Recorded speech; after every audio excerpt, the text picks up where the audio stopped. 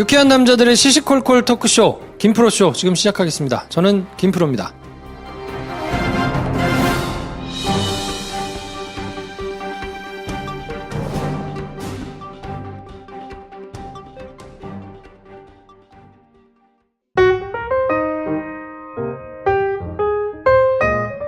장편 영화를 열심히 준비하고 계신 배준현 감독님 나오셨습니다. 안녕하세요, 배준현입니다. 연애지상주의자 한량 김선생 나오셨습니다. 네, 안녕하세요. 이번에 첫 주말이군요. 김 선생입니다. 네, 영화를 너무 좋아하는 김프로입니다. 네. 저희가 주말마다 정리해드리는 시사 요일이 바뀌었어요. 토요일로. 네네. 왜냐면 일요일로 하니까 저희가 쉴 수가 없어요. 힘들어. 토요일로 와서 녹음하고 네. 편집하고 막 이래야 돼가지고 이럴 일은 아니다. 그렇죠. 네. 그렇죠. 길게 가려면 매니지를 잘해가지고 가야 된다. 네. 그래서 저희가 이제 금요일날 녹음하고 토요일날 방송하는 시스템으로 해볼까 하는데요. 네. 이름은 정했어요? 갑자기 궁금한데. 안 정했어. 이름이 없이 갈 것 같아요. 아직 그냥 없이 가는 거야? 계속 가고 있어요. 가칭 뭐 주말에 야부리 뭐 이런 걸로 가고 있는데. 주말에 우리. 네. 자, 오늘은 40대 엄마가 네. 따님을 위해서 사연을 보내주셨거든요. 야, 그런 사연입니다. 네, 요런 사연은 이제 처음 받아보는데, 네. 그래도 아무튼 먼저 소개를 해주십시오. 40대 엄마입니다. 중2 겨울방학을 맞는 딸아이가 많이 힘들어하네요. 마음에 비가 내리는 아이에게 위로가 되는 영화 좀 소개해주세요. 친구들과의 관계에서 많이 상처를 받았는데 세상에서 제일 소중한 건 너라는 걸 꼭 일깨워주고 싶습니다. 올겨울 같이 보며 마음을 보듬어주고 싶습니다. 오빠들 가로 열고 잘생기면 오빠라 부르는 거라지요. 가로 닫고 의 굿초이스 기대합니다. 네. 네. 야, 영화 팟캐스트답게 야, 처음 네, 이런 거 네. 해보네요. 그러네요. 네. 네.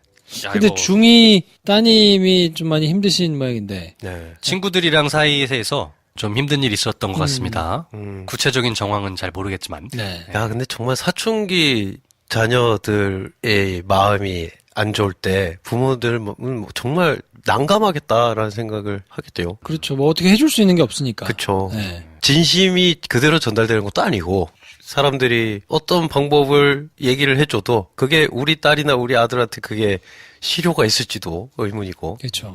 책임감이 되게 느껴지는 사연이긴 한데 네. 혹시 학창 시절에 이렇게 조금 힘드셨던 경험이 있나요? 저는 사춘기 중고등학교 때는 그렇게 반항하거나 막 힘들어하거나 그랬던 적은 별로 없는 것 같아요. 오히려 뒤늦게 대학교 때 약간 그런 게 와가지고 좀 오, 그랬는데 예. 오. 저는 오히려 친구 관계에서는 그렇게 크게 뭐 그러진 않았던 것 같고 오히려 저는 그때만 해도 서슬퍼렇고 에너지 넘치시던 아버지 뭐 이런 아버지가 그때는 생각해보니까 이해가 가. 그때가 전성기였어. 그러면 이게 내가 못마땅하겠지. 지금 제가 돌이켜봐도 제가 못마땅하거든요, 그때가. 뭐, 오히려 그래서 집으로 딱 들어갈 때 숨막힘 이런 게 조금 그때 기억이 나고, 부모님들이 그때도 그 얘기를 좀 하세요. 그 뒤로 근데 한 몇 년 이렇게 집에 있으면 굉장히 차분하고 그래서 동생이 좀 고생을 했어. 나이 털이 좀 있었는데, 내 동생은 그래서 말수가 적어요. 아, 그때 뭐, 그래서 내 동생 성격이 좀 그렇게 됐나? 싶을 정도로. 근데 그 이후에 이제 고3 정도 됐을 때는 해피해졌어요. 집도 어려지고, 나도 공부를 드디어 포기를 했고 부모님들도 날 거기에 대해서는 포기를 한 거야. 그랬더니 내가 굉장히 유쾌하게 부모님이랑 잘 지내더라고요. 오히려 집으로 항상 들어갈 때 좀 마음이 꺼려졌던 기억이 어렴풋이 아직 좀 남아있어요. 저는 학교를 여러 군데 다녀가지고 중학교 3군데 다녔거든요. 어이구. 1, 2, 3학년을 다 다른 학교 다녔어. 야, 근데 1학년 때 네. 왕따를 당해본 경험이 있어요. 그렇구나. 이분이 혹시 뭐 그런 비슷한 문제 때문에 힘들어하는 거라면 100% 동감합니다. 야, 근데 뭘 잘못해서 왕따가 된 게 아니라 그렇지, 그렇겠지. 그냥 오락실을 같이 안 갔다는 이유로 진짜 나쁜 놈들이야. 하굣길에 오락실을 같이 안 갔다고. 근데 그 사연이 있었어. 왜냐면 돈이 없었거든. 오락실 가도 돈이 오락실을 할 돈이 없는 거야. 그렇지. 근데 그걸 이제 돈 없다고 얘기는 못 하겠고. 아, 오늘은 집에 좀 빨리 가야 되겠다. 그랬더니 3명이서 저를 둘러싼 3명이서 짝꿍과 앞에 있는 2 친구가 네. 저를 왕따를 막 시키면서 이제 하는데 재미삼아서 막 하는데 좀 죽겠더라고요. 근데 정말. 이제 그런 경험이 한 번 있으니까 야, 왕따는 진짜 이걸 잘 좀 해줘야 되는데. 맞아요. 걔네도 따돌리거나 하면서도 심각한 왕따가 아니더라도 이거 얘가 굉장히 상처받는다에 대한 감각이 없잖아. 없죠. 그래서 정말 그냥 장난으로. 네. 그리고 그게 여러 명이 우르르 그냥 해버리니까. 그래서 이게 제어도 안 되고, 이게 막 심해지고 하니까 그게 참 어려운 것 같아요. 네. 무슨 영화를 추천해줘야 될까요? 뭘 해드려야 됩니까? 이게 도움이 되는 영화는 아니겠다 싶기도 하기도 하고 그 사연 보내주신 분 따님보다 더 어린 나이의 애들이 나오는 영화인데 우리가 되게 좋아하는 영화이기도 해요. 우리들이라는 영화가 생각이 나긴 했어요. 우리들. 네. 그렇죠. 네. 이걸 엄마랑 같이 보면 어떨까? 근데 자기보다 더 나이 어린 애들 얘기니까 에이 뭐 이걸 왜 나한테 왜 보여줘? 라고 생각할 수도 있겠다 싶기도 하고 오히려 그래서 어머님을 한번 보시면 좋을 것 같긴 한데 우리들이라는 영화를 윤가은 감독의 우리들. 네. 그리고 며칠 전에 본 영화가 있어요. 지금 개봉관이 많이 있진 않은데 원더라는 영화가 있거든요. 줄리아 로버츠랑 오웬 윌슨이 한 아이의 부모님으로 나오고 남자 주인공의 꼬맹이 애가 나오는데 이 영화를 보면 지금 사연 보내주신 어머님이 말씀하신 세상에서 제일 중요한 건 소중한 건 너다라는 걸 꼭 일깨워주고 싶다라고 하셨는데 그런 이야기를 주인공에게 하는 영화예요. 그래서 이 영화를 엄마랑 따님이 같이 보시면 얼마나 좋을 것 같다. 그런 생각도 들고. 김 선생은 혹시 중2 딸아이의 마음으로 빙의를 해서 보고 싶은데 내가 막 속상한 일이 생기는 게 힘들고 어렵잖아요. 근데 그 나이 때는 또 그걸 가지고 막 엄마나 이런 사람들이 너 괜찮니? 이런 말을 하시는 거를 듣기가 또 싫어요. 그렇지. 그냥 나 혼자 아팠으면 좋겠어. 그리고 그런 것도 있어.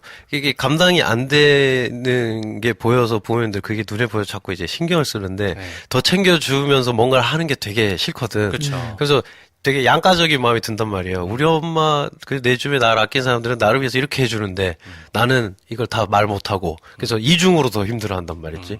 그래서 그거를 좀 극복하기가 힘들긴 하지. 그래서 가장 좋은 거는 반항심의 대상이 되는 부모님이 아니라 가까운 친구가 그런 얘기를 해주고 들어주는 게 사실 제일 좋거든요. 네.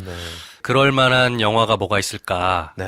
정답이 딱 떠오르진 않는데 일단 저는 어머님한테 딸아이의 마음이 이럴 수 있다라는 거를 엄마가 좀 아셔야 될 것 같아요. 그래서 어머니께 추천드리고 싶은 영화는 제가 작년에 굉장히 좋게 봤던 우리의 20세기라는 영화를 추천드리고 싶습니다. 네. 그러면 그 사춘기 때 그 나이 또래의 아이들의 마음 상태를 이해하시기에 좀 더 도움이 되시지 않을까 그런 생각은 들어요. 맞네. 그러네요. 저는 이게 딸아이니까 네. 그 여자 아이들이거나 아니면 여자들끼리의 우정을 다룬 영화하면 좋겠는데 제가 그렇게 잔잔하고 로맨틱 코미디 이런 거를 예전에 좋아했었거든요. 그래요. 그래. 근데 자꾸 실화의 힘 뭐 이러다 보니까 그렇지. 실화가 없잖아. 실화 로맨스 있어? 없잖아. 그래. 어느 순간 제가 그런 영화를 안 보고 자꾸 이런 이제 뭐 사건 스릴러 이런 영화만 이제 좋아하다 보니까 저는 50대 50을 한번 보시면 어떨까? 좋아요. 네, 그게 이제 뭐 여자와 여자의 건 아니니까 케미가 조금 다를 수는 있습니다만 그래도 어쨌든 네. 추천을 해주시면 맞아요. 좋은 또 영화니까. 따님이 또 조토끼를 좋아할 수도 있죠. 그렇지. 네. 그렇지. 그리고 얘기하다 보니까 떠오르는 영화가 있네요. 몇 군데 안 되지만 개봉한 영화가 있긴 있어요. 이 영화가 홍콩 금마장 영화제에서 최초로 여자 2명이 주인공인데 2명에게 동시에 상을 줬거든요. 여주인공 둘에게. 우리나라 제목으로 안녕 마이 소울메이트라는 여자 둘이 주인공이에요. 그래서 어린 시절부터 친구였던 2명이 커가면서 어떤 일을 겪고 하는가를 보여주는 영화인데 이 영화는 엄마랑 같이 이 딸이 꼭 봤으면 좋겠다. 네, 그 영화는 진짜 좋은 영화라서 엄마가 딸 손 잡고 그냥 엄마 부탁인데 영화 하나 보러 가자 해서 이 영화를 보면 좋을 것 같다. 제목이 어떻게 된다고요? 안녕 마이 소울메이트. 그리고 원작 소설은 7월과 안생이라고 7월 안생 두 친구 얘기인데 이 영화는 꼭 한번 봤으면 좋겠다. 책도 하나 선물해 주시고 네. 영화도 같이 보시면 좋을 것 같네요. 네. 네. 그리고 원더, 피프티 그리고 우리의 20세기. 네. 이거 욕심 생기네요. 한 개 만약에 더 조금 딸이 좀 풀렸어. 그러면 이제 너는 나중에 그래서 뭐가 문제니? 아니면 뭘 하고 싶니? 뭐 이런 자연스럽게 이런 얘기를 하면서 또 볼 수 있는 좋은 영화가 헬프라는 영화가 있는데 어머니가 이 영화를 같이 보시면 좋을 것 같은데 네. 지금 이 사연을 주신 분이 딸에게 꼭 하고 싶은 이야기일 것 같은 해주고 싶은 대사를 옥타비아 스펜서 배우가 저 여자 주인공이 하는 말이 있거든요. 약간 스킬을 쓴다면 이 영화를 혼자 먼저 보시고 헬프라는 영화를 먼저 보시고 그 대사를 외워. 그냥 한번 해줘. 힘들 때 딸한테. 나중에 이 영화를 다시 봐. 그러면 더 딸이 엄마 마음을 좀 이해하지 않을까. 뭐 그런 생각도 해봅니다. 야, 영화 많이 들었는데요. 하여튼 해보시고 네네. 사연을 또 보내주시면 좋겠네요. 네. 이렇게 보여줬는데 어떤 현상이 나타났어요. 이럴 땐 어떤 영화 봐야 돼요? 라고 또 사연 보내주시면 또 추천해드릴게요. 정말로? 그리고 뭐 요거를 하면서 든 생각인데 저희가 이제 빠따가 약간 6개월 하다 보니까 네. 약간 좀 식상하거든요. 그래. 그래서 영화를 하나씩 추천을 해드리는 게 괜찮겠다 괜찮다. 그러네. 하는 생각이 좀 드네요. 네. 어머님이 우리한테 프로그램 하나를 개발해 주셨다. 그렇지. 그러네. 그래서 오늘의 빠따는 빠따 대신에 영어를 하나씩 그것도 괜찮네요. 달아드리는 걸로. 영화 빠따로 드리겠습니다. 그렇죠. 네. 감사합니다. 네, 저희가 감사합니다. 의식의 흐름에 따라서 그냥 훅. 네. 이렇게 하는 게 코너가 항상 좋은 게 나오더라. 그러게. 네. 자, 어머님께 술친구 한 박스 보내드릴 테니까. 갑자기. 여기 따님한테 주시면 안 돼요. 따님 세상을 너무 빨리 알면 안 됩니다. 이거 꼭 감춰 두셨다가 어머니 혼자 드시기 바랍니다. 어머니 속상하실 때 한잔 하시고 네. 술친구 한 포 탁. 네, 저희는 광고 듣고 2부에서 김 선생과 함께하는 주말의 야부리로 찾아뵙겠습니다. 안녕.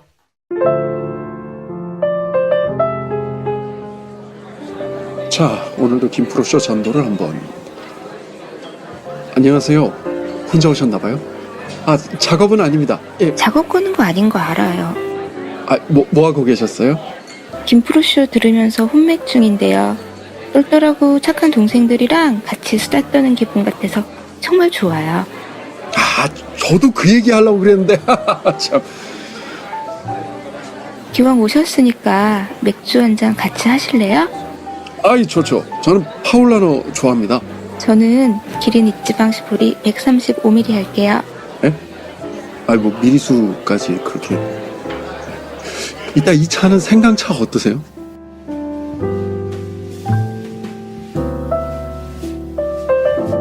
짝술에도 김프로쇼 같이 듣죠?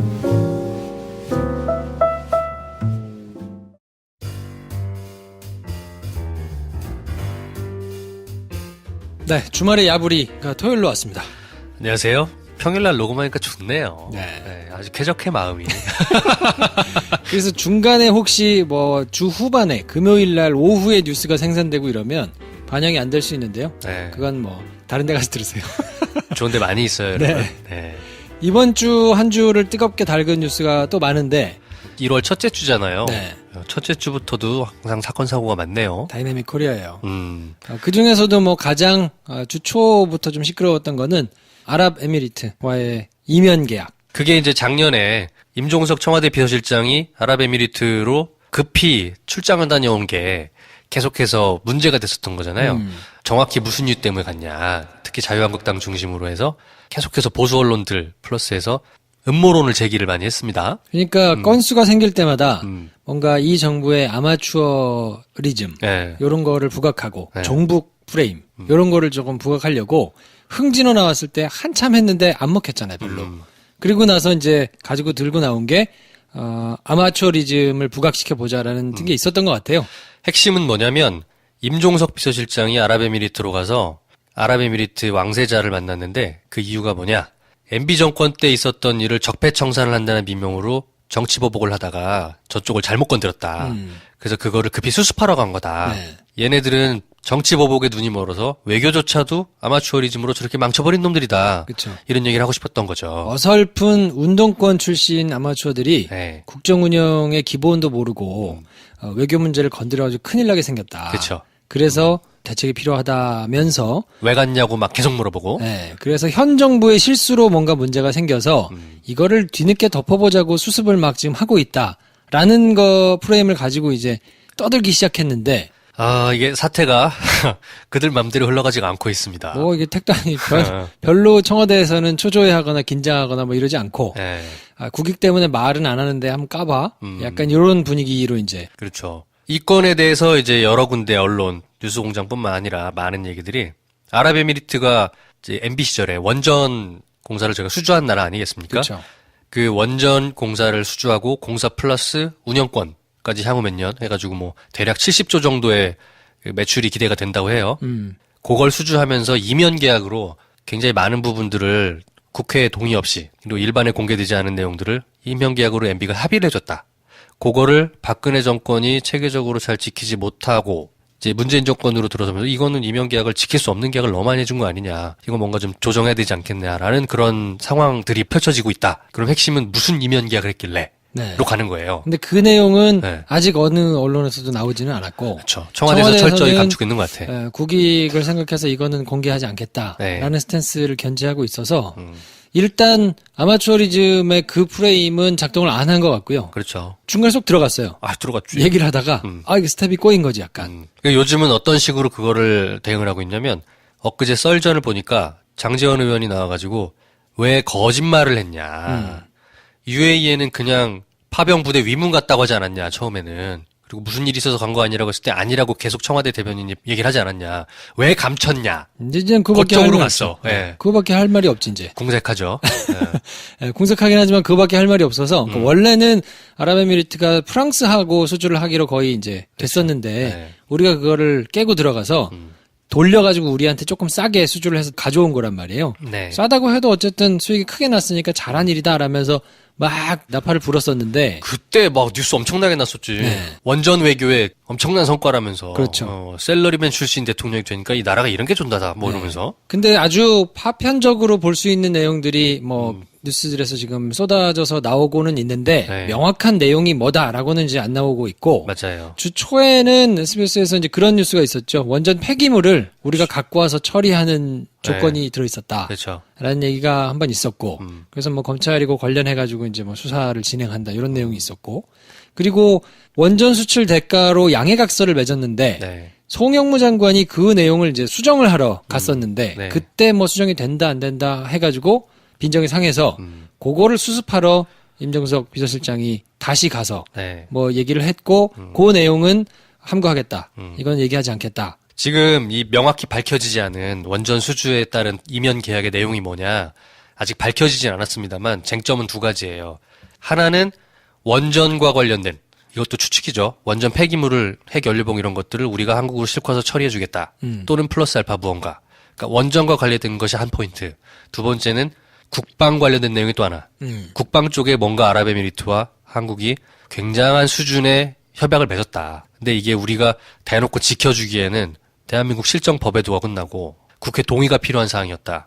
근데 이거를 싹 가리고 그냥 맺었다. 왜냐면 지금 나가 있는 우리나라 군인들이 파병돼 있는 것들은 대부분이 다 평화유지군들이란 말이에요. 그쵸. 싸우러 가는 사람들이 아니에요. 네. 근데 유일하게 아랍에미리트만 지금 싸우는 전투부대를 파병해놨거든요. 아크 부대. 네. 네. 그래서 이제 뭐 형제 부대 뭐 이런 뜻을 가진 아크 부대를 파병을 하려면 이제 원칙적으로 국회 동의를 받아야 되는 것. 그리고 그때 MOU를 체결했다고 자유한국당 당시 박근혜 정부 때 국방부 차관했던 백승주 전 자유한국당 의원이 네. MOU가 있었다는 사실에 대해서는 얘기를 했더라고요. 그래서 경향신문이 그 내용을 썼어요. 상호 군수지원 협정 네. MOU를 썼는데 백승주 의원의 얘기는 UAE가 요구해가지고 대외 비료는 했는데 내용이 별거 없다. 그냥 다른 뭐 일반적으로 하는 거와 똑같은 내용이다라고 얘기했는데 그거는 모를 일이지. 개 구라로 보이고요. 제가 네. 볼 땐. 네. 그러니까 김 선생 말씀하신 대로 네. 원전과 관련된 게 하나, 그리고 국방과 관련된 게 하나, 그렇죠. 뒤로 도대체 뭐를 줬길래 네. 이거를 지금 문재인 정부에서 국익 때문에 얘기를 못 하고 있는 것인가? 이게 뭐 어떻게 나올지 안 나올지는 모르겠습니다만 네. 자유한국당이 싹 꼬리를 내리고 왜 거짓말했냐고 이러고 있는 걸 보면 네. 까지면 본인들한테 불리하다고 판단은 분명히 한 것 같다. 있겠죠. 네, 그리고 스멀스멀 나오는 이야기들을 종합해 보면 UAE 쪽에서 컴플레인을 제기하는 쪽은 국방일 쪽일 가능성이 높다. 원전보다는. 네. 네. 아무튼 그래서 요거는 사안이 다시 수면 위로 올라올지 아니면 요 정도에서 그냥 상호 묵인하에 스멀스멀 사라지든지 둘 중에 하나일 텐데 유추해 볼 수 있는 건 어쨌든 MB가 광을 팔기 위해서 그렇죠. 굉장한 부분의 거를 손해를 감수하고 뭐 내지는 절차에 맞지 않게 뭔가를 해준 거는 분명한 것 같다.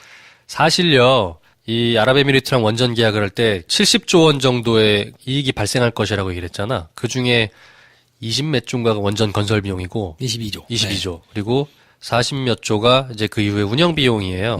근데 원전을 짓는 비용의 상당 부분을 대한민국 정부가 대출해 줍니다. 그렇죠. 그러니까 우리가 우리 돈 빌려줘서 지어주는 거야.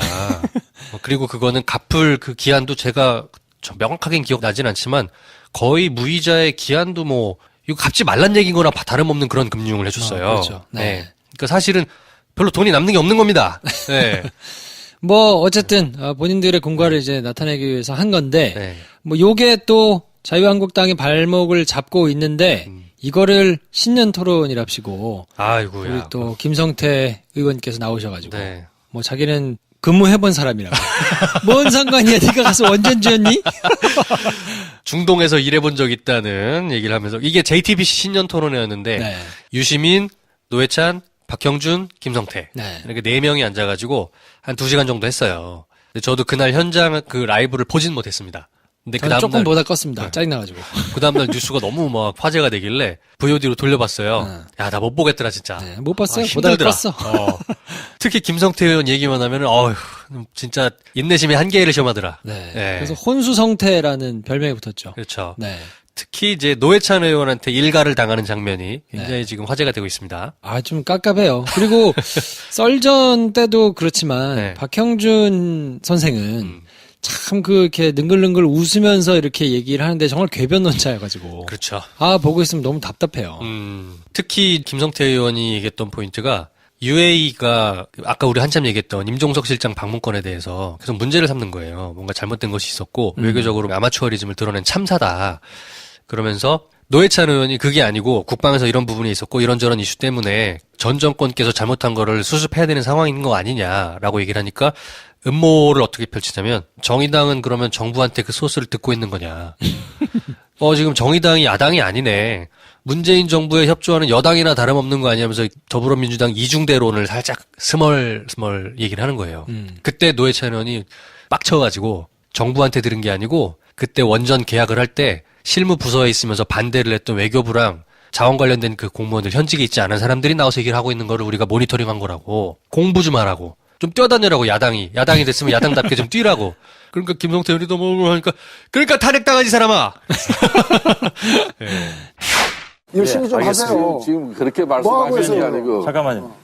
자, 그거는 문재인 정부한테 꾸짖어야지. 야당이 야당 보고 아니 공부 안 해놓고 왜 시험 문제 인수했다 그래? 그 참 대한민국의 희한한 야당 봤어요, 저는. 이러다가 여기다 제가 칸막이 쳐야 야당 될 일이 맞아요? 생길지 모르겠는데 참 요즘 대한민국은 희한한 야당이 있어요. 그 야당을 제대로 안 해봤으니까 지금 저기는 야당이 뭐 했는지 모르는 거야 지금. 구의원님, 예, 이젠 더 이상은 안 됩니다. 대한민국에 희한한 야당이 있어요. 나 자, 요즘. 이게 그 토론을 계속 하다 정의당이 보면 야당이 아니에요, 이제. 그러니까 탄핵 당했지 이 사람아. 잠깐만요. 예.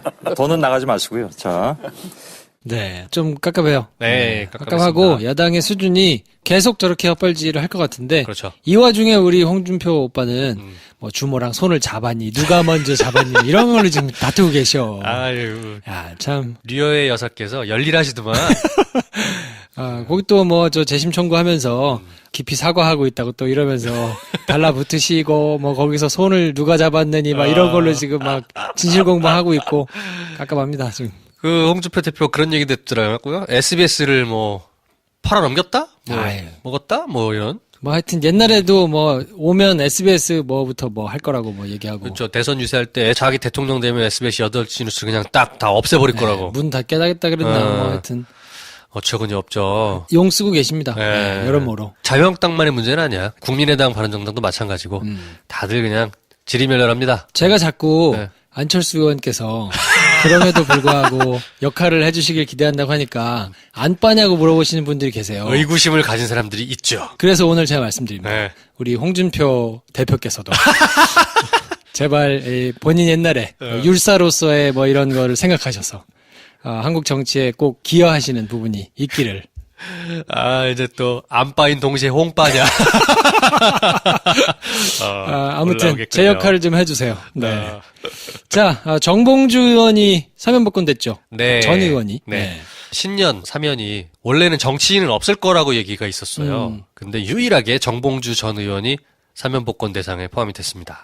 명분은 그런 거예요. 당시에 선거법 관련해가지고 대부분이 다 사면복권이 됐는데 유일하게 정봉주만 콕 찍어서 사면복권을 안 했다. 네. 그렇기 때문에 뒤늦게 형평에 맞춰가지고 한 거다. 뭐 이렇게 이제 얘기를 했죠. 자, 정리 한번 해봐 주십시다. 정봉주 의원이 무슨 이유로 언제 어떻게 감옥에 들어갔던 겁니까? 그래요? 네. 정리해야 돼? 저기 서초 김반장이 한번 해봐. 그때 서초동에서 안 했어. 어떻게 해서 했지? 어쨌건 해봐.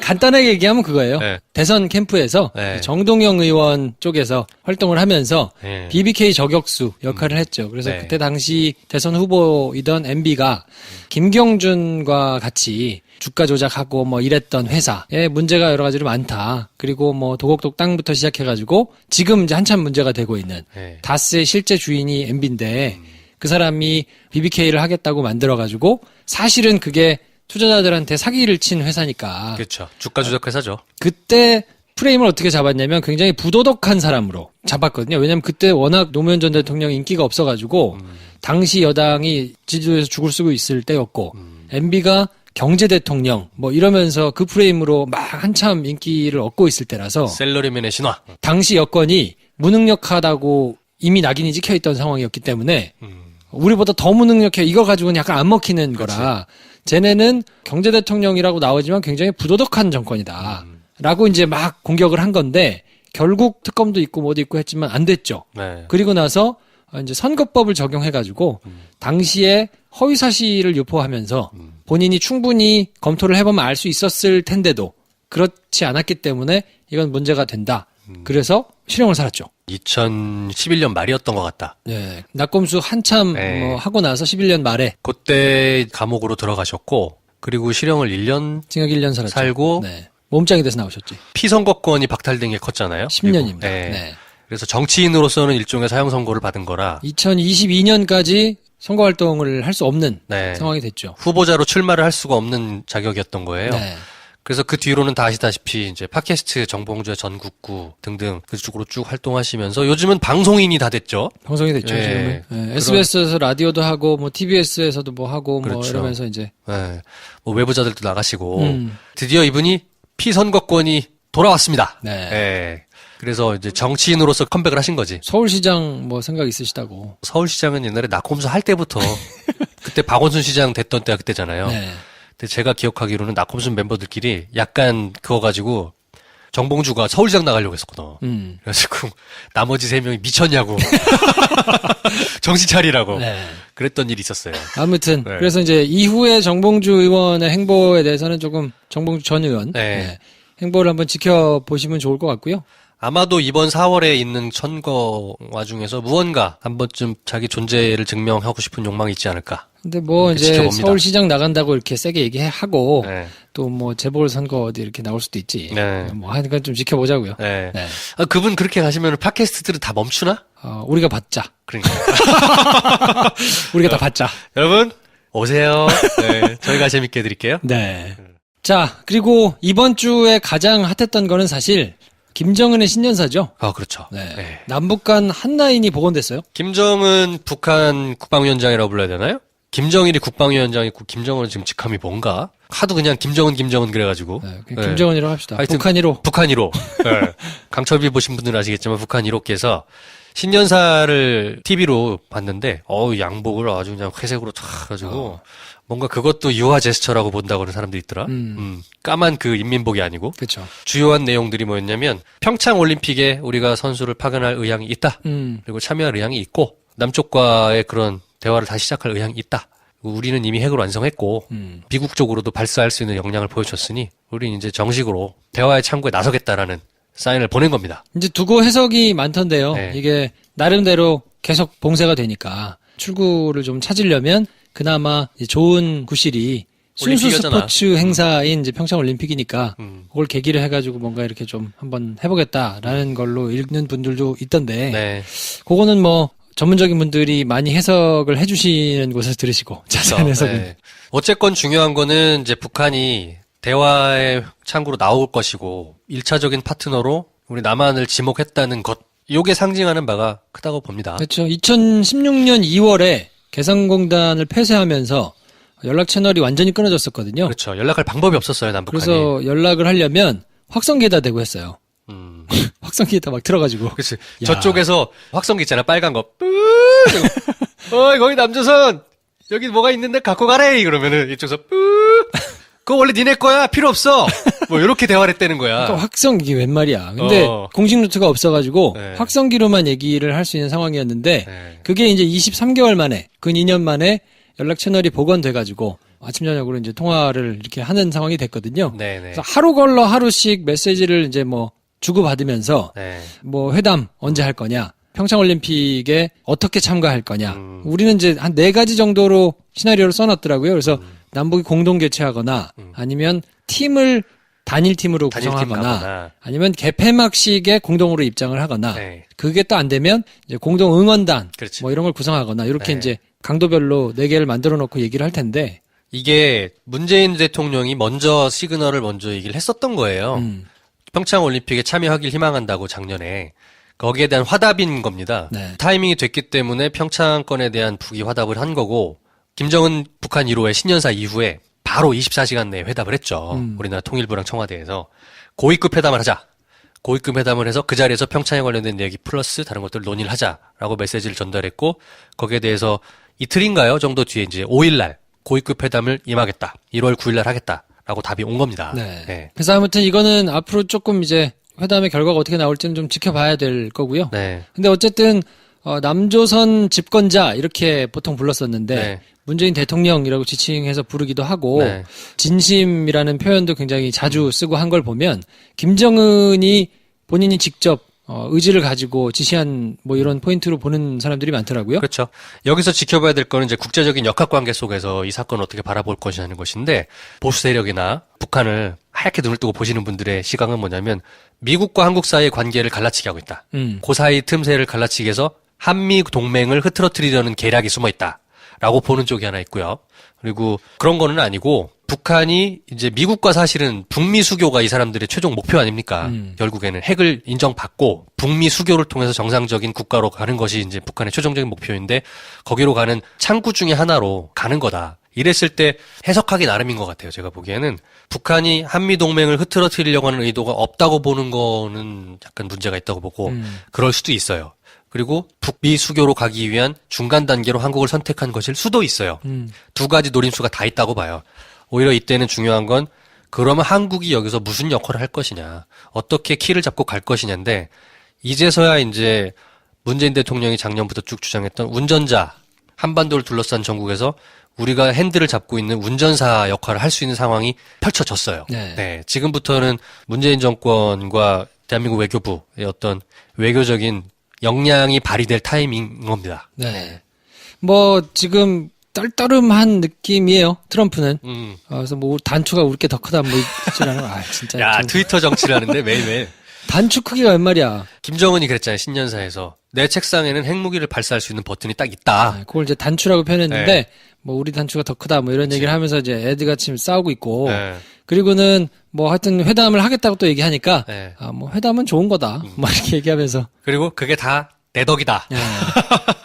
뭐 어쨌든 미국의 영향력을 무시할 수는 없기 때문에 네. 우리는 그동안은 완전히 배제됐잖아요. 그렇죠. 확성기다 대고 얘기할 정도로 북한하고는 아무런 교류도 없고 네. 그리고 미국은 그렇다고 우리를 뭐 파트너로 완벽히 인정해가지고 가는 것도 아니잖아요. 그랬었죠. 그런 상황에서 약간 낙동강 오리알처럼 있다가 지금은 그래도 북한하고 뭔가를 이렇게 하면서 네. 주도권을 좀 잡을 수 있으니까 네. 물론 말씀하신 대로 워낙 똘끼 있는 또라이 같은 애들이라 그렇죠. 이걸 그냥 표면적으로만 해석하면 안 될 거고 네. 뭐 다 의도가 숨어져 있겠지만 그렇죠. 그래도 어쨌든 한 걸음 진전하려면 네. 우리도 역할을 좀 해야 되니까 굉장히 고차원의 외교적 전략들이 난무할 겁니다, 지금은. 네. 이런 상황을 만약에 박근혜 정부에서 최순실 언니가 앉아가지고 하고 있었다고 생각하면 아휴, 깝깝할 일인데 큰일 나지. 그나마 큰일 나. 다행이라고 볼 수 있을 것 같아요. 네. 네. 이제 지켜봐야 될 포인트를 제 나름대로 생각하는 포인트를 몇 개 말씀드려보면 평창 올림픽을 계기로 해서 북한과 한국과의 관계가 북미 한국과의 관계가 한 테이블로 나오게 됐잖아요. 이게 한 몇 개월 이상 갈 겁니다. 이 전국이. 적어도 6개월에서 올 1년 갈 건데 관전 포인트를 하나 말씀드리고 싶은 게 중국의 역할을 어떻게 조율할 것이냐.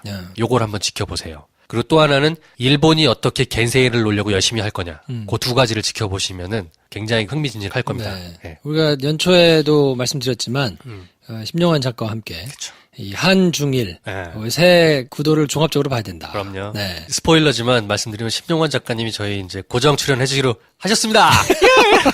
네, 그래서 네.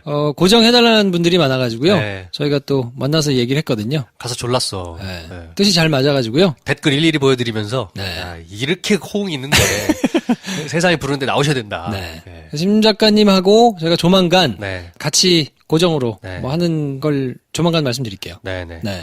말씀드렸던 관전 포인트 2개. 중국과 일본의 역할들. 왜냐하면 이 상황이 나이스하게 펼쳐지고 뭔가 스무스하게 갈수록 북미 간의 관계가 가까워지면 가까워질수록 힘들어지는 건 일본입니다. 그렇죠. 그래서 걔네가 어떻게 방해하는지를 보는 것도 전략 포인트가 하나 될 것이다. 왜냐하면 화가 많이 났거든요. 지금 위안부 협상을 다시 뭐 엎었잖아요.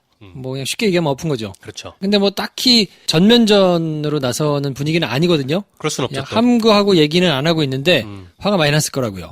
이 상황에서 화해 무드가 조성돼가지고 한국, 미국, 북한이 이렇게 복작복작 되는 거 싫어할 거란 말이에요. 네. 예, 그러니까 분명히 방해할 포인트가 있을 거고 짱구를 많이 굴리고 있을 겁니다. 그럼 자연스럽게 위안부 협정이 전면 재검토도 가는 그런 국면. 네. 이걸 얘기해 볼 필요가 있겠네요. 그렇죠. 문재인 대통령이 할머니들을 모셨어요. 네. 청와대에다가 모셔가지고 네. 지금 32명 계신데 그중에서 8명의 할머니가 참석하셨거든요. 네. 근데 국빈급 의전을 제공을 했어요. 네. 아, 잘하신 겁니다. 차도 보내고 다 교통통제도 하고 뭐 이래가지고 이제 직접 와서 식사도 하고 사진도 찍고 했는데 그 중에 이 92살 김복동 할머니는 네. 아프셔가지고 지금 병원에 계시거든요. 식사하기 전에 병원을 찾아가가지고 병문안을 했죠. 병문안도 직접 정중하게 다녀오셨고 네.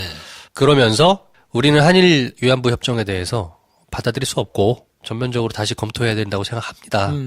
라고 하면서도 하지만 국가 간에 맺은 약속이기 때문에 이 엄중함도 가볍게 여길 수는 없습니다라는 고충을 두 가지를 다 말씀하셨어요. 그러니까 솔직하게 얘기한 거죠. 이게 쉽지는 않은데 그래도 노력할 테니까 조금 믿고 맡겨주시라. 네네. 그리고 그냥 우리끼리 나가가지고 대충 하지 않고 그렇죠. 의견을 사전에 조율하고 뭐 여쭙고 하겠다라고 약속도 하고. 할머님들의 의중이 반영되는 것을 최우선으로 하겠다. 네. 원칙을 밝히셨죠. 김복동 할머니 이 병문안 가서 이렇게 말씀 나누는 장면은 굉장히 감동적이더라고요. 감동적이죠. 울컥하더라고요. 네. 네. 그분이 사실은 그 수요 집회를 가장 열심히 하셨던 할머님이세요.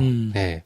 작년부터 갑자기 이제 몸이 안 좋아지셔가지고 계시는 건데도 정신으로는 또렷하신 거예요. 그러니까. 네. 원하는 바를 정확히 말씀하신 거잖아요. 한일 위안부 협상이 2015년에 졸속으로 체결이 됐죠. 그래서 불가역적으로 이 양국 간의 이야기는 이걸로 끝낸다. 단돈 100억에. 이거 누구 허락받고. 네, 누구 허락받고. 이게 어떤 정치적인 배경을 가지고 있었냐면 미국이 일본, 한국 그리고 미국 중심으로 해서 환태평양 방어 라인을 완성하기 위해서는 사드가 배치되는 게 되게 중요했어요. 네. 근데 그 사드를 일본에는 이미 배치를 했는데 한국에도 배치를 해야 됐거든. 근데 한국에 배치를 하려면 한일 간의 관계가 위안부라는 부분을 넘어서지 못하면 진전이 안 되는 거야. 그래서 사실상 미국의 그 압박에 의해서 이 위안부 협상은 진행된 거라고 보는 게 맞습니다. 그렇죠. 그거를 졸속으로 낼름 처리해놓고 그리고 사드도 낼름 배치해버리고 그래서 이 상황이 이렇게 꼬여버린 거잖아요. 그거를 정상화시키는 과정인 겁니다. 쉽진 않아요. 쉽진 않죠. 이미 국가 간으로 한번 얘기를 한 거기 때문에 네. 모르는 모양새가 좋지는 않지만 네. 그래도 우선순위를 명확하게 하고 네. 그거에 대해서 다시 이제 정상화를 하기 위한 거니까 네. 일본과의 관계가 쉽지 않은 거는 분명하죠. 그렇죠. 뭐 근데 그거는 어쨌든 결정을 했으면 넘어야 될 산이니까 하여튼 상황을 조금 지켜봐야 될 것 같아요. 복잡하고 힘든 문제지만 저희가 지지하고 성원을 보내줘서 문재인 대통령이 이 부분을 진행하는데 힘을 실어드릴 필요가 있는 상황이라고 저는 생각합니다. 네. 그래서 이 이슈를 저희가 위중하게 잘 다루고 넘어가야 된다는 생각이 김포로서 내에도 좀 생기더라고요. 그렇죠. 그래서 저희가 재개봉 행사를 이제 1월 말에 원래 하려고 했던 거를 2월 초로 조금 시간을 좀 바꾸고 2월 첫 주. 네. 네. 원래 매드맥스 한다고 말씀을 드렸었잖아요. DCP가 없대요. 매드맥스는 영화를 틀 수 있는 소재가 없어요. 네, 원어에다 확인했는데 네. 불가능하다는 그렇죠. 답변을 받았습니다. 안타깝지만 다음 기회를 노려야 될 것 같고 사이가 좀 더 커져야 될 것 같아요. 그렇죠. 도와주세요, 여러분. 이번에 2월 초에 재개봉은 위안부 협상과 한일 협정에 대한 역사적인 의미도 되짚어본다는 차원에서 작년 최고의 저희를 울리게 했던 영화 뭡니까? I can speak. I Can Speak로 한번 가볼까 생각하고 있습니다. 그래서 I can speak를 같이 모여서 한번 보면 좋겠다. 네. 그리고 이 위안부 협정과 관련해가지고는 이런 이슈도 있었으니까 네. 우리 심 작가님을 모시고 네. 한번 자세하게 내용도 한번 훑어보고 그렇죠. 그리고 재개봉 행사도 하면서 네. 나오셨던 분들을 저희가 한번 타진하고 있습니다. 남은희 선생님, 휘하, 네. 여메란님, 김소진 배우님. 근데 물론 이제 한 번씩 다 까였어요.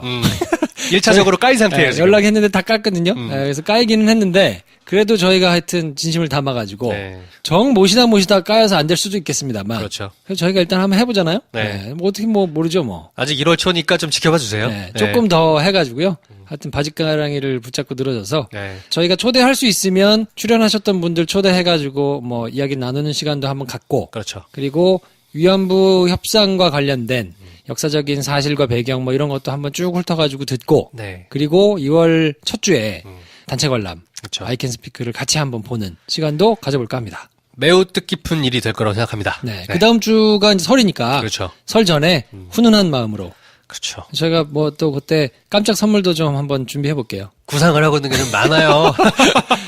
뭐 하여튼 즉흥적이긴 한데 아, 궁금하겠다. 아무튼 많이 참여해 주시고 네. 뭐 그랬으면 좋겠습니다. 자, 애플 배터리.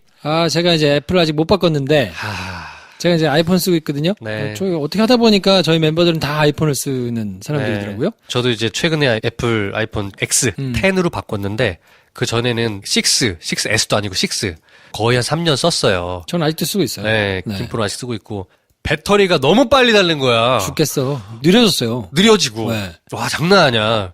특히 진짜 열받았던 게가 언제냐면 날 추울 때. 그렇지. 날 추울 때 55%가 분명히 있었거든요. 막 꺼져. 근데 밖에 추울 때 잠깐 몇 분 통화했으면 전화 끊고 보면 5% 남아있어. 그치. 이거 어떻게 하라는 거야. 네. 알고 봤더니 그게 이제 일부러 그렇게 업데이트를 안에다가 심어가지고. 그렇죠. 그렇게 되도록 이제 했다가 걸려가지고. 네. 문제가 돼서 미국에서 집단 소송 하네 어쩌네 막 하니까 우리나라에서도 집단 소송을 시작했어요. 네. 그래서 지금 24만 명 넘게 집단 소송을 하겠다고 나섰거든요. 손해배상 받겠다는 거잖아요. 그죠? 네. 한마디로. 근데 이걸 법무법인 한누리라는 곳에서 이제 사이트를 만들어 놓고 하더라고요. 네. 근데 우리나라는 징벌적 손해배상 제도가 없기 때문에 네. 그러니까 뭐 잘못해가지고 맞으면 막 엄청나게 때려맞고 이런 게 없단 말이에요. 네, 가끔 미국 보면 분식회계 했거나 아니면 디젤 게이트 이런 거 폭스바겐 이런 데들 보면은 징벌적 손해배상으로 몇 조씩 때려맞잖아요. 네, 엄청나게 막 회사 문 닫고 네, 막 이러는데 우리나라는 없어. 이제 그런 제도는 없기 때문에 네.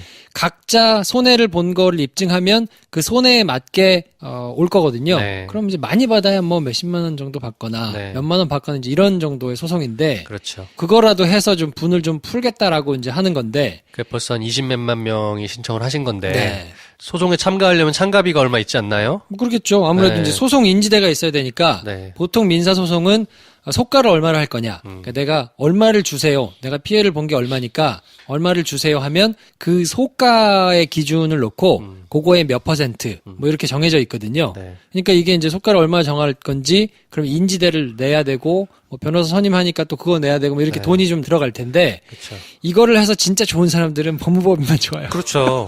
여러분 이거를 꼭 말씀드리고 싶습니다. 분을 풀고 싶은 마음은 이해해요. 왜냐면 나도 그러니까. 저희 둘 다 그냥 힘들었거든요. 그렇지. 분을 풀고 싶어요. 하지만 그렇다고 해서 한누리 법무법인 네. 에서 하는 그 소송에 참여해서 돈을 주고 소송을 진행하신다. 분만 풀고 별로 경제적인 소득은 크게 없을 겁니다. 그걸 각오하시고 네. 하셔야 네, 될 네, 네. 거예요. 네. 단언컨대 그것도 괜찮다 그러시면 하나만 더 알아주세요. 법무법인 쟤네만 돈 버는 일인 겁니다. 돈은 많이 벌죠. 아니 네. 물론 뭐 이거 하는 것 자체가 네. 나쁘지는 않죠. 의미는 있어요. 뭐 하는 거는 의미는 충분히 할 수 있다고 봐는데 알고 하셔야 되는 그렇지. 거죠. 예. 네. 요 두 가지를 알고 가셔야 나중에 어떻게 된 거야라고 생각하시지 않게. 근데 이제 그럴 수 변호사 있습니다. 시장이 워낙 이제 네. 변호사들이 많기 때문에 나름 머리를 잘 쓴 거예요. 아니, 마케팅을 하는 거예요. 사실 아이템을 잘 잘한 잡은 거야. 거죠. 네. 네. 그래서 뭐 나쁘다고 볼 수는 없고요. 다만 제대로 잘 잡아서 사람이 많으면 이걸로 굉장히 법무법인은 좋을 수 있는데 네. 개별로 돌아오는 금전적인 보상이 그렇게 크거나 하지는 않을 수 있고 혹은 못 받을 가능성이 더 커요. 그럴 네. 수도 있어요. 네. 그러니까 그거를 다 감안하시고 너무 분위기에 휩쓸려가지고 그냥 뭐 이렇게 하시는 거는 조금 뭔가 좀 떨어질라나 이런 마음 혹시 가지고 하시는 분이라면 네. 안 떨어집니다. 네. 애플이 조금 열받기는 하죠. 저도 이제 애플 제품을 많이 쓰고 있는데 네. 배터리를 할인된 가격에 교체해 주는 걸 시작했는데 네. 그걸 홈페이지에 또 안내를 안 했어요. 그렇죠. 그리고 전화하는 사람들한테만 알려주고 네. 그나마도 배터리 재고가 잘 없어가지고 막 하루에 몇 대만 교체해주고 막 이러거든요. 가서 밀려 있고 막 이래. 그러니까 좀 엉망이에요, 사실은. 너무 갑질 마인드예요. 서비스 쪽은. 24만 명이 열받아서 하겠다고 나선 데는 바보가 아닌 이상 불편해도 이렇게라도 한번 해보자. 왜냐면 그쵸. 우리나라 소비자들을 너무 호구로 하니까. 이제 아무튼 여러 가지가 복합적으로 작용했을 텐데 애증의 기기입니다, 솔직히. 네. 그렇긴 하죠. 저도 아이폰만 스마트폰을 쭉 쓰고 있는데, 짜증나. 네. 솔직히. 저들의 태도는 짜증나. 저는 이제 기계를 뭐 여러 개 쓰고 있어가지고 다 동기화되고 막 이래가지고 이제 안 쓸 수 없어서 쓰기도 하고 이제 안드로이드 폰을 기자 때는 녹음하느라고 썼었는데 네. 기자 그만두고는 계속 이제 아이폰만 썼었거든요. 좀 여러 가지로 좀 아쉬움이 좀 있긴 하죠. 그렇습니다. 네. 똑바로 해, 이 애플. 아유. 영어로 해줘. 똑바로 해. 국민의당과 바른정당이 본격적인 통합 이제 움직임에 들어갔습니다. 네, 그렇죠. 이들의 목표점은 정확합니다. 평창올림픽 시작하기 전에 통합을 마무리 짓는다. 네. 그래서 지난 일요일 날 12월 31일 날 4일 동안 전당원 투표를 진행해가지고 네. 59,911명 중에서 44,706명이 찬성해가지고 네. 74.6%의 찬성률. 근데 이게 전체 당원이 26만 명이니까 네. 23%가 이제 투표한 거거든요. 그렇죠. 당헌, 당규상, 당헌에는 없다고 하던데, 당규상에는 33% 미만이면 안 된다, 넘어야 된다, 이렇게 네. 있나 봐요. 그렇다 근데 이게 보니까, 해석의 여지가 되게 많더라고. 재신임에 관해서는 그 당규를 따르지 않아도 된다. 뭐, 그렇기도 이런 말도 하고, 있고. 박지원 의원이 당대표가 될 때도, 네. 그때 19%밖에 투표를 안 했기 때문에, 그럼 그것도 무효란 얘기냐. 네. 뭐, 이런 얘기들이 있어서, 33% 가지고 막 얘기하는 거는 약간, 설왕설래가 논란의 여지가 좀 있습니다. 있는 것 같아요. 어쨌건 안철수 대표는 이제는 당원들이 허락하신 거니까 나는 자신 있게 간다. 이런 스탠스가 취해지고 있죠. 명분이 생겼죠. 네. 네, 어쨌든 했고, 네. 사람들이 참여해가지고 70% 이상 뭐 압도적으로 지지를 받은 거니까 네. 모양새가 그냥 가도 된다라고 되니까 호남 의원들 중심으로 해가지고 입이 이만큼 나왔더라고요. 그들은 이제 탈당을 각오하고 개혁신당이라는 이름으로 새로 무리를 지어가고 있죠, 이미. 근데 이게 참 쉽지 않을 것 같아요. 그렇게 나와도 교섭단체 구성은 안 되니까 네. 나와가지고 이분들이 그냥 자기들끼리 독자적으로 해야 되는데 네. 분명히 이제 민주당하고 막 타진하는 사람들도 이제 생겨날 것이고. 각자 도생의 길로 갈 수 있겠죠. 근데 민주당에서는 딱히 뭐 지금 굳이 왜? 안 네. 받아야 되는 이런 상황이니까 네. 뭐 그냥 눈치만 보고 있는 것 같고 오히려 바른정당에서 일부 떨어져가지고 한국당으로 이제 돌아가려는 사람들이 있는 것 같고 한 3명 정도 거론이 되죠. 네. 네. 그렇게 따지자 그러면 새로 생기는 국민의당과 바른정당 이 통합당은 네. 쪽수는 국민의당 쪽이 조금 많은데 대표는 유승민이 될 그렇죠. 가능성이 좀 높으니까 요게 약간 애매할 것 같아요. 그러니까 이게 웃기는 거야. 어디서부터 어떻게 까줘야 될지 잘 모르겠는데요. 쪽수는 분명히 국민의당 쪽, 안철수 쪽이 국회의원 수가 많아요. 한 15명 정도 될 것 네. 같죠? 근데 사실 국회의원들 중에 의원으로서의 힘이 더 있는 거는 비례보다는 지역구예요. 그렇죠. 지역구 의원 숫자는 별로 없어요. 대부분이 비례예요. 네. 그러니까 못 네. 나가는 거죠. 네. 국민의당은. 못 나가니까 그냥 우르르 딸려가는 거예요. 안철수 대표한테. 사실상 바른정당 소속 의원들은 다 지역구 의원들이란 말이죠. 더군다나 또 이게 있잖아. 중도 보수의 길을 간다고 천명을 하고 있으니 보수의 적자는 안철수보단 유승민이잖아요. 그렇죠. 그리고 지금 네. 비호감도가 너무 높아져서 아유, 안철수 비호감도 어마어마하죠. 백의종군 하겠다고 하는 게 사실은 본인 자의라기보다는 네. 한 타임 쉬어가야 되는 타임이에요 지금. 당연히 그렇게 가야 되는 상황인 거죠. 네. 그러니까 안철수 대표는 철저하게 차기 대선에 자기 입지를 위해서 국민의당을 반으로 잘라가지고 나가는 거예요. 사실상. 바른정당과 국민의당이 독립적으로 낮추었을 때 안철수 대표가 했던 얘기가 뭡니까? 이대로 가면 이번 지방선거에서 국민의당은 바른정당이 자유한국당으로 흡수되면서 국민의당 의원들도 민주당 의원으로 빠져나갈 거다. 그러면 우리가 지금에 가지고 있는 위상보다 줄어들 거다. 그걸 방지하기 위해서 바른정당이랑 통합을 해야 된다라고 논리를 세웠잖아요. 근데 뭐야, 이미 네가 분당하면서 호남 의원들은 다 쭉 빠져나가가지고 민주당 쪽으로 갈 판이야. 말이 안 되잖아요. 계산이 좀 나오는 논리를 펼쳐줘야 되는데 좀 납득하기 정말 힘듭니다. 그러니까 당의 입장이라기보다는 저는 이제 개인적인 입장이야, 개인의 입장. 입장을 보면 바른정당하고 합치는 게 훨씬 이득이죠. 그것도 지켜봐야 돼요. 자기는 그렇게 이득이 될 거라고 생각하고 움직이는 거지만, 그렇지. 네, 유권자인 제 입장에서 볼 때는 그거나 그거나야. 네가 네. 진보라 그래. 네가 중도가 아니잖아. 네가 안빠라 그런 소리 하는 거야 지금. 그래? 안빠는 아니야. 홍빠인가?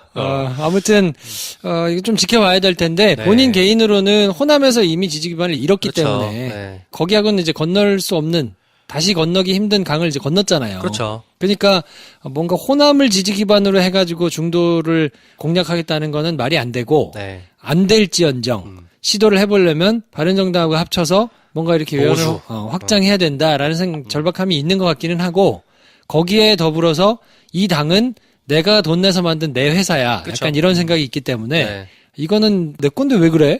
니네가 나가. 음. 해서 지금 뭐 이렇게 싸우고 있는 상황이거든요. 언제였는지 기억은 안 나는데 저희가 작년에 김프로쇼 어떤 시사 프로그램에서 주식회사 안철수의 CEO를 하고 있다라고 얘기를 했던 적이 기억이 나요. 이번에 뭐 그런 얘기도 했잖아. 이 당 만들 때 내가 돈 다 냈고 의원들은 10,000원 한 장도 안 냈다고. 네. 또 막 발끈하셔가지고 돈 얼마 냈다 그러고 막 싸우고 난리도 네, 났는데. 그리고 뭐 이자까지 싹 쳐가지고 다 가져갔으면서 그런 소리 하고 있다. 네. 딱 주식회사 안철수의 CEO. 난 대주니까 내 건 내가 챙겨야 돼라는 마음으로 가고 있는 겁니다. 곱게 보입니까? 네. 뭐 그럼에도 불구하고 그만하자. 식상하다. 그만하다 진짜. 아, 안철수만큼 식상하다 진짜. 아무튼 2016년 2월 2일 날 네. 창당을 해가지고요. 그해 4.13 총선에서 호남에서 압승을 하고 그리고 대선에서 이번 5월 달에 지고 네. 7월 26일 날은 제보조작 때문에 한번 난리가 나고 그렇죠. 후청후청 하다가 8월 달에 전당대회를 해가지고 자기가 대표가 되고 네. 그리고는 쪼개졌습니다. 네. 다시. 반절로 쪼개지고.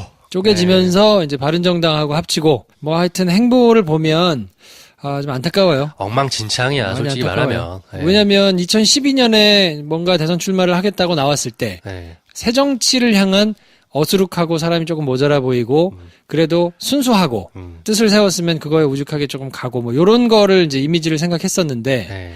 지금 뭐 한 5년 넘게 지났지 않습니까? 택도 없지. 네. 지난 이후에 이제 그의 행보를 쭉 보니까 네. 여태까지 이제 살아왔던 게 본인이 아젠다로 제시했거나 아니면 본인이 정말로 이것만은 내가 물고 늘어지겠다 하는 가치를 본 적이 없는 것 같아요, 저는. 없죠. 네. 앞으로도 없을 것 같고요. 그리고 새정치, 새정치를 계속 내거늘면서 부패한 것들을 바꿔야 된다. 그러기 위해서는 다당제를 해야 된다. 라는 얘기를 지금 하고 있는데, 네. 어느새 이제 새정치가 다당제로 넘어와가지고, 다당제 하에서 뭘 해야 된다고 하는데, 그러면 처음부터 그거를 내걸었던 건 아니거든요. 본인이 민주당에서 대선 출마하려고 했었으니까, 네. 다당제가 이 사람의 정치의 화두는 아닌 것 같은데, 그때그때 바뀌어. 그냥 유리한 말 그냥 아무거나 하는 거야. 그래서 네. 지금의 다당제를 만약에 수호해야 된다고 하는 게 네. 계속 유지될 것이냐, 저는 네. 그것도 잘 모르겠는데, 네.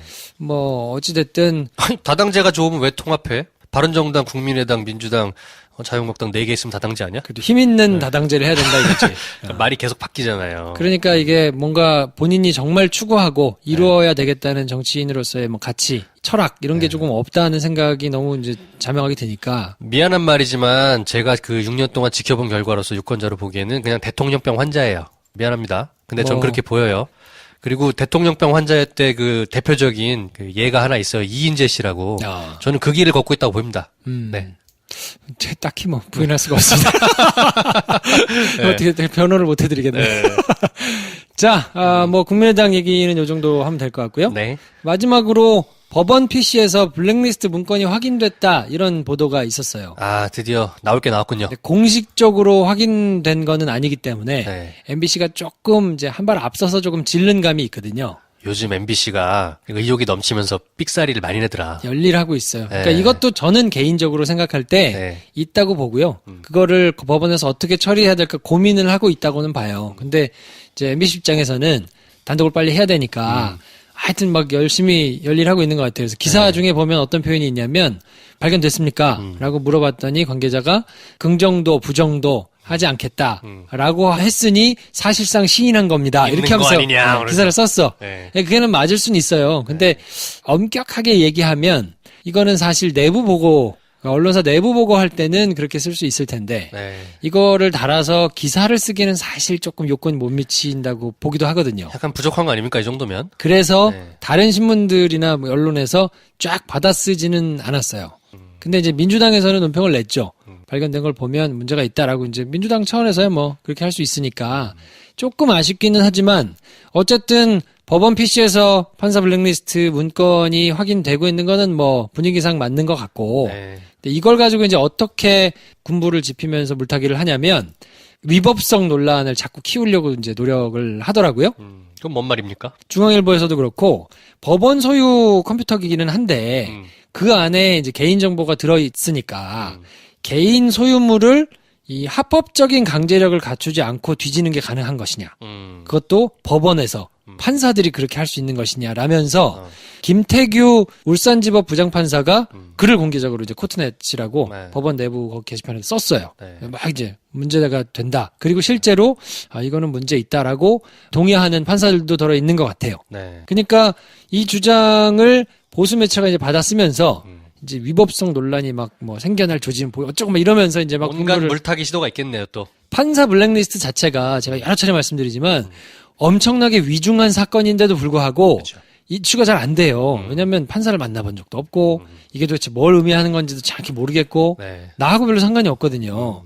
그러니까 그냥 지나가는 면이 좀 있는데 네.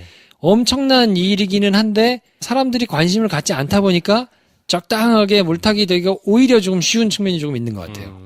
이럴수록 관심을 가져야 될 것 같습니다. 그렇죠. 저희가 지난 연말 주말 야부리에서 여러 차례 저희가 계속 얘기했던 것 같은데 사법이 정말 가장 개혁하기 힘든 영역인 것 같다. 이 동력은 여론과 언론의 어떤 끝없는 관심과 이런 걸 통해서밖에 할 수 없는데 네. 블랙리스트야말로 그렇게 관심을 가져서 사법개혁의 단초가 되게 만들 수 있는 사안이다라고 생각해야 되지 않겠나요? 네, 그래서 요 내용을 또 신문에서 얼핏 보고 네.